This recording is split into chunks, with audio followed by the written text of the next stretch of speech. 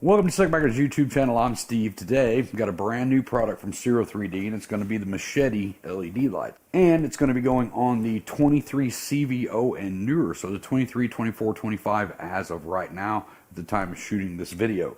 If you watched our videos in the past, you'll know that we've already installed Machete LED lights on a bagger, but it was the older model baggers, right? So they do make these for the 23 and older, the 23 standard and older bikes down to 2014. But with these are pretty cool because we got a couple of different things we're going to be installing today with this. We got the Machete lights. Of course, these are lights that go at the bottom of the saddlebag. This is going to work as a run, turn, and brake light, right? So it's going to add visibility to the side and to the rear of the bike. You can get these lights with a red lens or amber lens, and the part number on this is going to be 42400. We're going to get those installed. Now you can install this two different ways with the standard plug. Now you can install this two different ways. You can install it with the standard plug, which is just going to give you the standard run, brake, and turn signal, right? But the way we're going to be installing it today is with the Light Strike Commander. Now this bike back here already has a Light Strike Commander on it because this fella here was smart enough to buy it already, because this gives you a ton more control over your lights. So anything that Ciro sells for these newer bikes that says it is compatible with the Light Strike Commander, it just means that you have more functionality control over those lights, right? And you're going to open up your app and it's going to give you a bunch of different things that you can do with those lights instead of the standard run, brake, and turn signal, right? This bike already has the Light Strike Commander because on the front here from Ciro 3D, we do have the vent trim light up here that's controlled by the Light Strike Commander. We also have the little light down here at the bottom too. This one down here is just a white light with turn signals, but the vent light up there at the top is controlled by the Light Strike Commander. And we also already have the new LED lit license plate frames from Ciro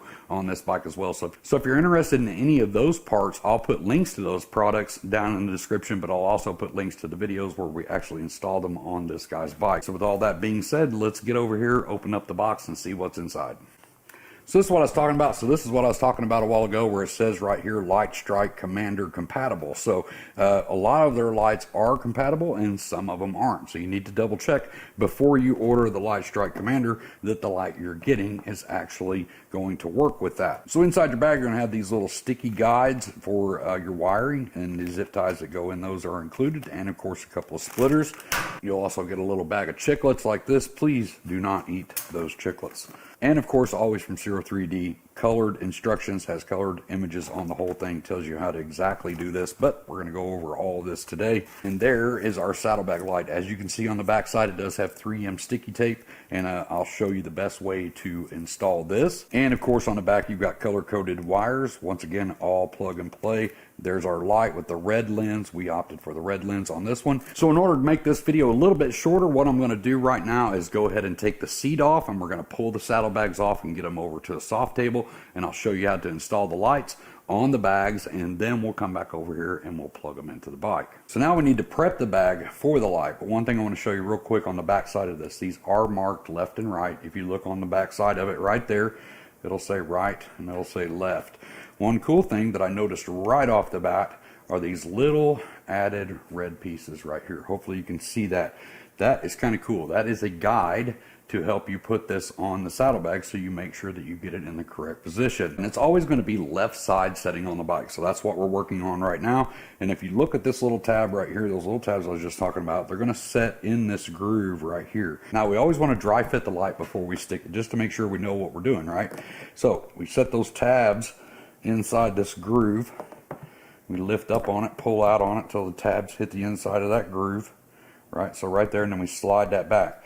At a certain point, you're going to hit that back curve, and the more you slide it back, the more it's going to go down, right? We don't want that, so we want to bring this back up here to where this angle of this light matches the back angle of that cut on that bag. So very simple to do, but the first thing we need to do is get this prepped. Now in order to prep anything for 3M tape, it has to be clean. So the first thing we need to do is to get in there and just get the dust and crap like that off the bottom of the bag. Now whether you've waxed your bike or polished your bike, or maybe you haven't done anything to the bike, even from the factory, it comes with a slight kind of oily coating on the paint, right? That's from them polishing. They don't wax your bike for you, but they do polish this stuff before it goes out the door.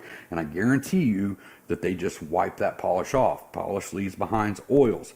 If you want these to adhere to ABS or painted parts, you have to make sure that you get those oils and waxes off. Different ones that I use here in the shop are the QTM prep and the CMX surface prep. This stuff's a little bit more expensive, smells a little bit better. This stuff's a little cheaper. And then of course you can make your own out of isopropyl alcohol. Now I buy 91% because it's the strongest I think that you can get. It's like $1 at Walmart. You can do this straight or you can dilute it if you're making your own kind of ISO wipe. That's what these are. They're called ISO wipes. It's isopropyl alcohol. And this is just a diluted version of this. Now depending on what I'm doing, I'll use these. When I do 3M, I just use this right here, and we use it straight out of the bottle onto a towel, a nice clean towel, and we make sure we get those areas clean. So the first thing I'm going to do is just make sure we got off any loose dust or dirt down there on the bottom. So I'm going to take my alcohol, nice clean towel,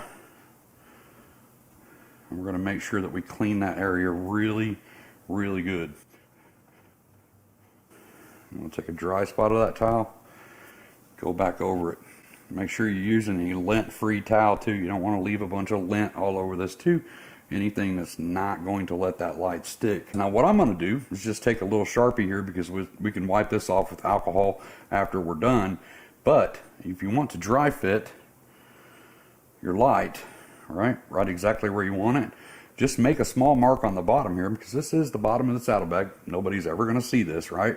So we're going to mark this just like that. We're just going to make one. You can mark all four if you want to, but at least I know exactly where that goes back, right? Because this stuff is sticky, and once it's stuck, it's stuck. One thing I learned a long time ago with 3M tape, if you take your thumbnail or maybe a little screwdriver or something and you just start cutting into this, leave the red tape on, but just kind of score this, and it kind of gets that tape activated, kind of heats it up a little bit. You definitely don't want to be doing this when it's real cold outside either. We're going to get this pulled off. I'm going to get this back up into place. So I'm just going to line up my mark right here. Make sure that my tab is pushed all the way up against that bottom. Make sure that's pushed up all the way against that back. Make sure that my line in the back is straight. And then I'm going to press that bad boy on there.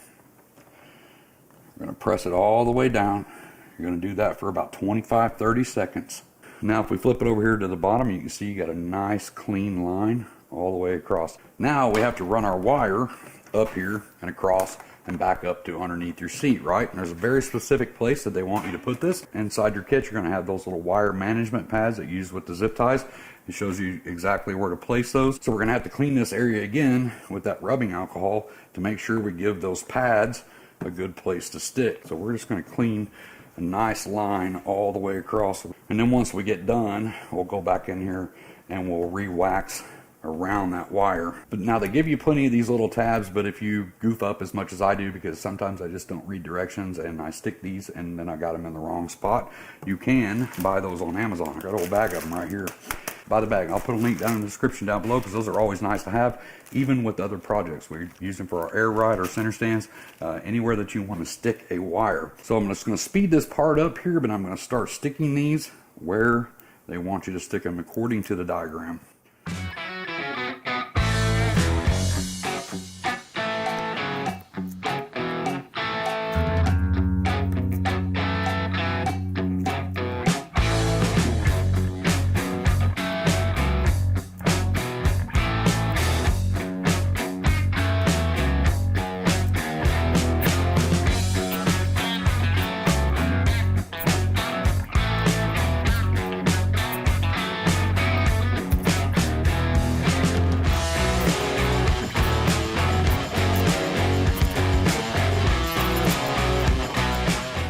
When you're cutting your zip ties off, make sure you have a nice set of side cutters like this.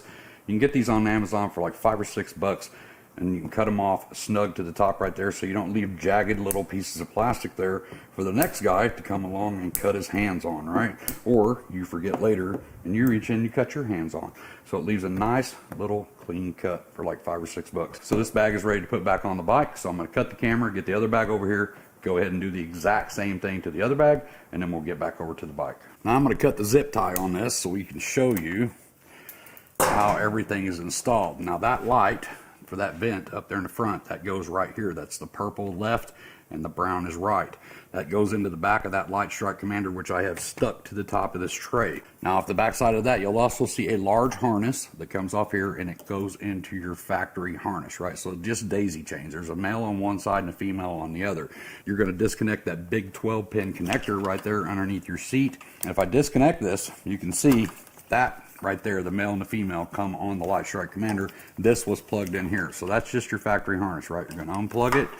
Male to female, female to male. Like I said, all plug and play. Push it in, listen for the click. Once you get that in there, then you go back up here to the other 4 wires. You've got 2 purple and 2 brown, purple being the left side of the bike, brown being the right side of the bike, so very easy to do. Now we're using all 4 of those, right? But inside the kit that we just got comes with splitters just like this, and they're color coded too. So we're gonna grab our purple one. We're going to push it in, female to male. Listen for the click, give it a little pull, make sure it's connected. Go ahead and reconnect that light. Listen for that click. Now that leaves us with the purple that's going to go back here to the left side of the bike. All right, so we've just daisy chained everything together with that splitter. Same thing on this side, just pick a brown. Now, if you don't already have these, you don't have to use a splitter. You can just do this purple into this and this brown into this. But if you're already using them, use your splitters. So before you clean all this up and zip tie it all off, make sure to turn the bike on and check and make sure that your run, brake, and turn signal are working right now. And then we'll open up our Light Strike Commander app on our phone. We'll find the box and then we'll add them to the list, and then we can control these lights with more functionality. So if you're, whether or not you have an iPhone or an Android, we have an Android, you're going to go into your store and you're going to download the free Central Hub app. We're going to open up that Central Hub app after it's installed. We're going to update it if it needs an update. Now there's our Central Hub, right? So now we have Shock and Awe 3.0, that's for the lighting system on the bike. And then we have Shock and Awe 2.0, and then we also have Light Strike, which is what we're going to go into now. We're going to go into Light Strike. We're going to allow. So our Bluetooth, make sure our Bluetooth is turned on. Go ahead and turn the bike on. Now it's found the Light Strike Commander. We're going to open that up. Now right off the bat, it opens up and says that there's a newer version of the product firmware. Would you like to update now? We're going to go ahead and click Update. Update complete. Click OK. After the upgrade, the light may return to the factory default settings. Default password is 6 zeros, right? So we're going to click OK. We're going to go back into the Light Strike Commander. We're going to let it find. We're going to put in our 6 zeros.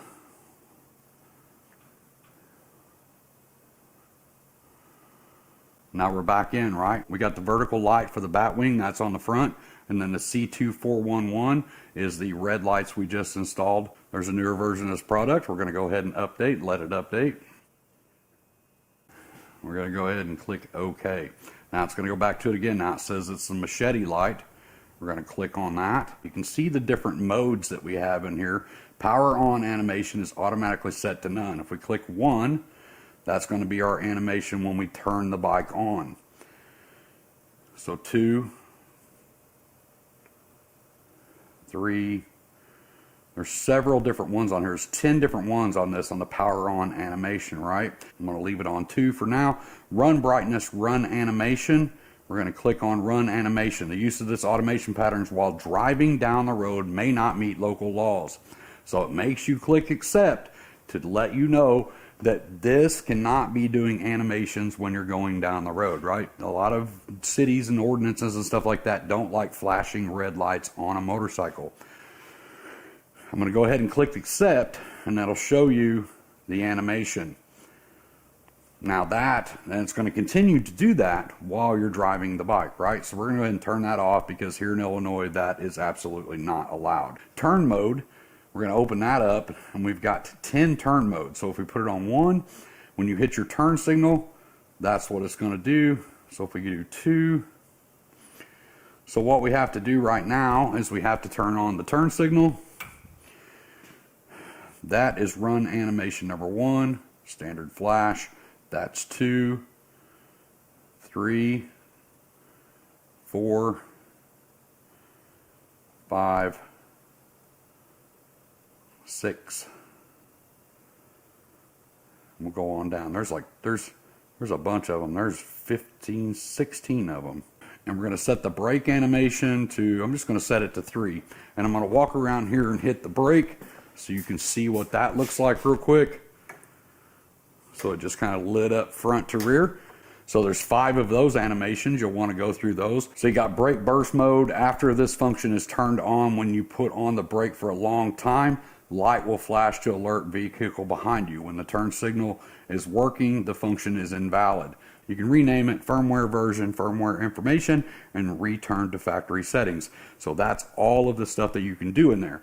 Now, if we go back, we can go to that vent light that's up on the front. I'm going to go ahead and update that while we're in here. And that is the Machete lights for the 23 CVO and newer bike.